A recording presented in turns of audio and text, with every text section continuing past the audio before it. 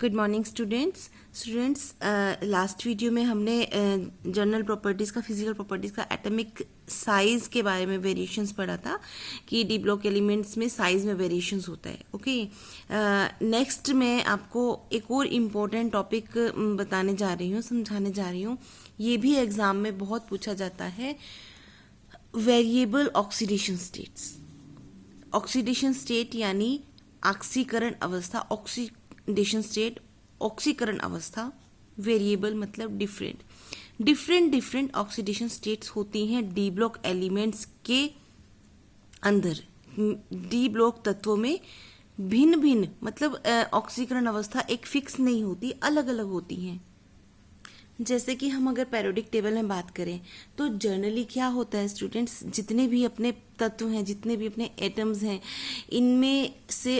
इनमें ऑक्सीकरण अवस्था जो होती है सबकी फिक्स होती है। एक मतलब फिक्स मतलब पहले तो ऑक्सीकरण अवस्था क्या होती है, कुछ बच्चों को ऑक्सीकरण अवस्था का मतलब नहीं मालूम होगा, ऑक्सीडेशन स्टेट का मतलब नहीं मालूम होगा।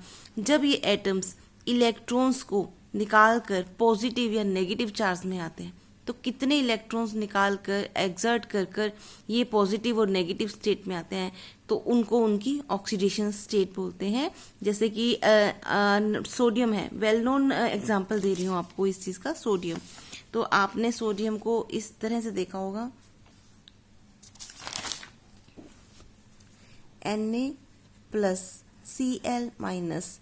Mg+2 Sc+3, और कौन सा एग्जाम्पल लें, Al+3। सपोज ये सारे के सारे मैं एटम्स के एग्जाम्पल दे रही हूँ, तो ये चीजें आपको ध्यान होगी। तो आप बोलेंगे ना कि Mg ऑलवेज +2 में रहता है, Mg के साथ हमेशा Cl2 बनता है। ये चीज ध्यान है, ये चीज हम प्रीवियस क्लासेस में 10th क्लास से पढ़ते आ रहे हैं ना। Na में हम कभी भी +2 नहीं लिखते, गलत हो जाएगा। हम कहते हैं Na की ऑलवेज ऑक्सीडेशन स्टेट +1 होती है। इट मीन्स सोडियम ऑलवेज एक इलेक्ट्रॉन एक्सर्ट करके, इसका क्या होता है लास्ट में 11 होता है। एक और मैं इलेक्ट्रॉनिक कॉन्फ़िगरेशन दिखा देती हूँ इसका। सोडियम का 1s2 2s2 2p6 3s1 ये होता है, राइट स्टूडेंट। अब देखिए, अब इसमें से ये एक इलेक्ट्रॉन निकल जाएगा तो इसका लास्ट वाला कॉन्फ़िगरेशन क्या रह जाएगा, 6+2+2 10, मतलब सॉरी लास्ट जो ऑर्बिटल है उसका क्या रह जाएगा, 8 ऑक्टेट कंप्लीट हो जाएगा। मतलब ये एक इलेक्ट्रॉन को बाहर निकालकर अपनी ऑक्टेट को कंप्लीट कर लेता है। ऑक्टेट का क्या रूल होता है कि आउटर जो शेल होती है हमारी, उसका ऑक्टेट जो होता है वो कंप्लीट, अष्टक का नियम पढ़ा होगा ना आपने, अष्टक का नियम। तो ये सारे लिंक्ड हैं। ऑक्सीडेशन स्टेट क्या होती है, मेन पॉइंट कि ये अपने इलेक्ट्रॉन्स को लेकर कोई ना, जितने भी एटम्स हैं वो या तो इलेक्ट्रॉन्स को लेकर या इलेक्ट्रॉन्स को बाहर निकालकर अपनी प्लस और माइनस, पॉजिटिव और positive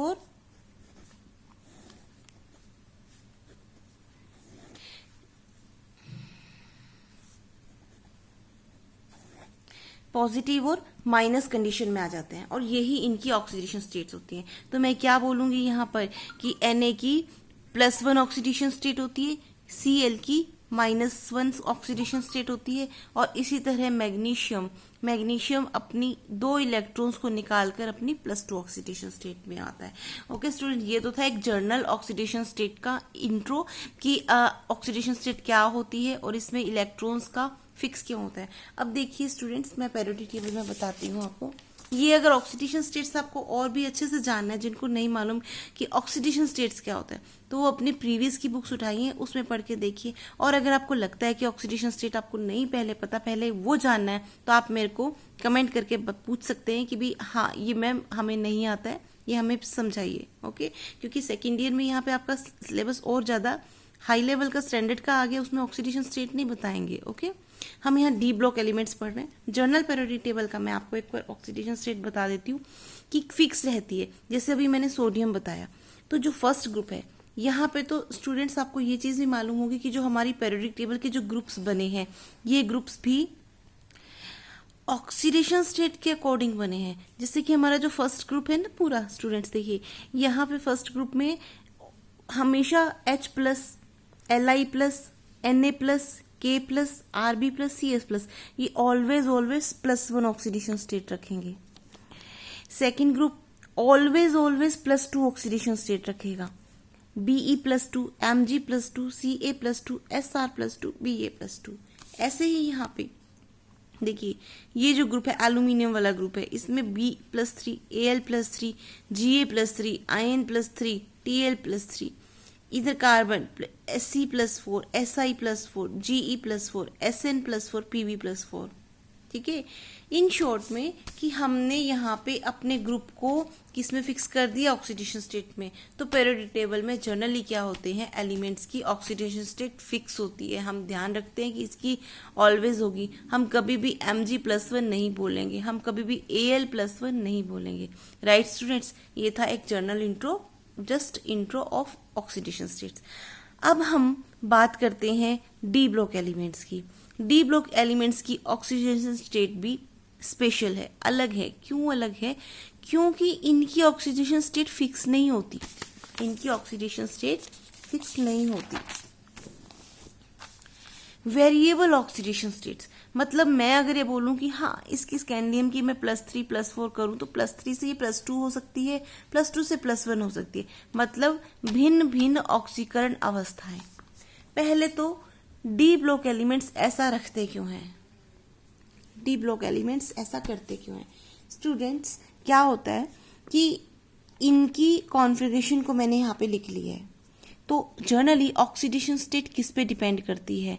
outer shell. Generally oxidation state किस पर डिपेंड करती है? आउटर सबशेल पर।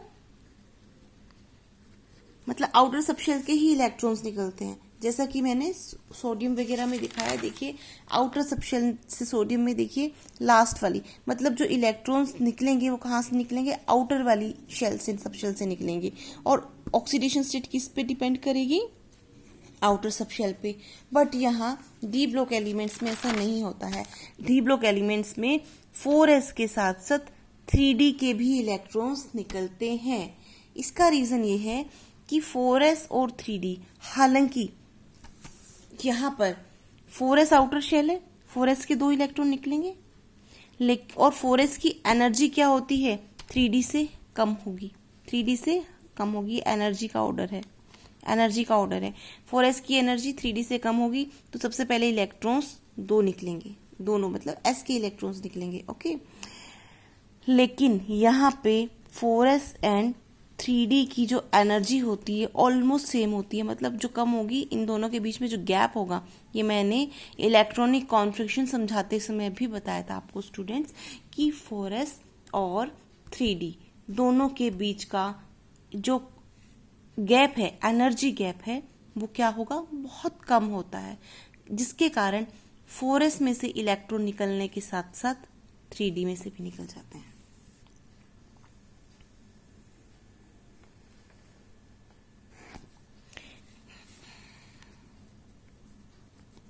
फोरस में से इलेक्ट्रॉन निकलने के साथ साथ 3d से भी निकल जाते हैं। तो यहाँ पे 4s के 2 इलेक्ट्रॉन्स निकलने के साथ साथ d में से भी इलेक्ट्रॉन्स निकलते हैं। अब d में से कितने इलेक्ट्रॉन्स निकलते हैं, इस पर डिपेंड करती है अपनी ऑक्सीडेशन स्टेट।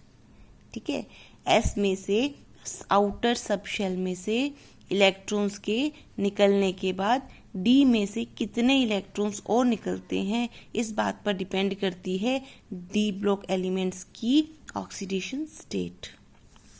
हाँ जी, तो सबसे पहले यहाँ पे हमें एक बात और याद रखनी है कि हमेशा अनपेयर्ड डी इलेक्ट्रॉन्स निकलेंगे, हमेशा अनपेयर्ड डी इलेक्ट्रॉन्स निकलेंगे, पेयर्ड वाले इलेक्ट्रॉन्स नहीं निकलेंगे। तो अब हमें इनकी ऑक्सीडेशन स्टेट देखनी है। ओके स्टूडेंट्स, तो यहाँ पे पहले मैंने इलेक्ट्रॉनिक कॉन्फ़िगरेशन लिख लिया है, जिसमें मैं यहाँ पे थोड़ा सा चेंज करूंगी। देखिए 3d2 Ti3d2 सॉरी 3d1 होगा, स्कैंडियम का 21 होता है ना। आप इलेक्ट्रॉनिक कॉन्फ़िगरेशन के साथ साथ इनका एटॉमिक नंबर भी याद रखेंगे, बहुत जरूरी है ये।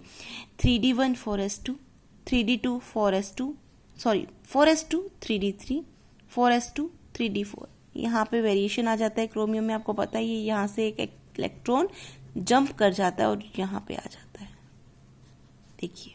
ओके, फिर 4s2 3d5, 4s2 3d6 cobalt, 4s2 3d7 निकल 4s2 3d8 and than copper 4s2 3d9। फिर से ये फुलफिल्ड वाली कंडीशन में आ जाएगा, यहाँ पे हो जाएगा हमारा 10 और यहाँ हो जाएगा हमारा 1। रीजन बताए हुए हैं स्टूडेंट्स, एक्सप्लेन कर चुके हैं कि यहाँ more stability due to fulfilled configuration, more stability due to half filled configuration and last zinc 3d10 4s2। ये था इसका इलेक्ट्रॉनिक कॉन्फ़िगरेशन। हाँ जी, अब हम बात करते हैं इनकी ऑक्सीडेशन स्टेट की। तो स्कैंडियम की ऑक्सीडेशन स्टेट एक तो +2 होगी वेरिएबल, आउटर सबशेल में से दोनों इलेक्ट्रॉन्स निकालकर। फिर डी में से अगर +2 के साथ पूरा एक इलेक्ट्रॉन निकल जाए तो पूरी आउटर शेल से इलेक्ट्रॉन निकल जाएंगे, और पूरी आउटर शेल से इलेक्ट्रॉन निकलने के कारण से क्या होगा, यहाँ पे इसका ऑक्सीडेशन स्टेट क्या हो सकता है, +3, मोर स्टेबल हो जाएगा। देखिए स्टूडेंट्स, +2 तो हमेशा फिक्स रहेगी, आउटर शेल से +2 तो मैं बनाऊंगी ही, क्योंकि 2 इलेक्ट्रॉन्स तो निकलेंगे ही निकलेंगे। उसके साथ साथ डी में से भी इलेक्ट्रॉन के निकलने की पॉसिबिलिटी है कि नहीं, है ना। 2 के साथ साथ डी के अनपेड इलेक्ट्रॉन भी निकलते हैं। क्यों निकलते हैं, क्योंकि मैंने बताया था 4s और 3d के बीच एनर्जी का जो गैप होता है वो बहुत कम होता है। तो +2 तो ऑक्सीडेशन स्टेट होगी ही होगी, लेकिन अगर +2 के साथ एक इलेक्ट्रॉन और निकल जाएगा 2 इलेक्ट्रॉन्स के साथ, तो उसकी +3 भी होगी। नेक्स्ट आ जाओ टाइटेनियम पे। तो टाइटेनियम में s के +2 होगी और +2 के साथ इसकी +3 भी होगी। डी से एक इलेक्ट्रॉन, क्योंकि देखिए एक सेकेंड, मैं आपको यहाँ पे मुझे एक बार बॉक्स ओपन करके दिखाना था। कैसे दिखाऊं, यहाँ दिखा देती हूँ एक बार।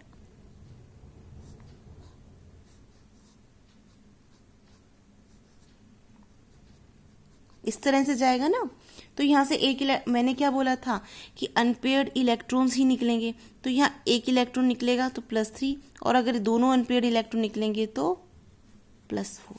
ओके। कोबाल्ट में देखिए स्टूडेंट्स, कोबाल्ट में क्या होगा कि एक इलेक्ट्रॉन और फिल हो गया 3d6 से 3d7। अब देखिए आयरन वाला ही देखिए, अब मैं अगर कोबाल्ट का 7वां इलेक्ट्रॉन फिल करूंगी, कोबाल्ट का जब ऐसे बनाऊंगी तो उसमें 7वां इलेक्ट्रॉन भी यहाँ आ जाएगा। इस तरह से बचेंगे कितने अनपेड, 1 2 3। तो इस +2 वाला तो ये निकलेगा ही निकलेगा, साथ में 1 2 3, यानी इसके साथ ये निकला +3, इसके साथ ये भी निकल गया +4, और इसके साथ ये भी निकल गया +5।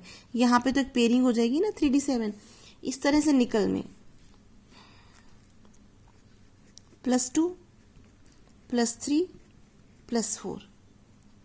निकल में भी देखिए, मुझे एक और यहाँ बताने देना चाहिए।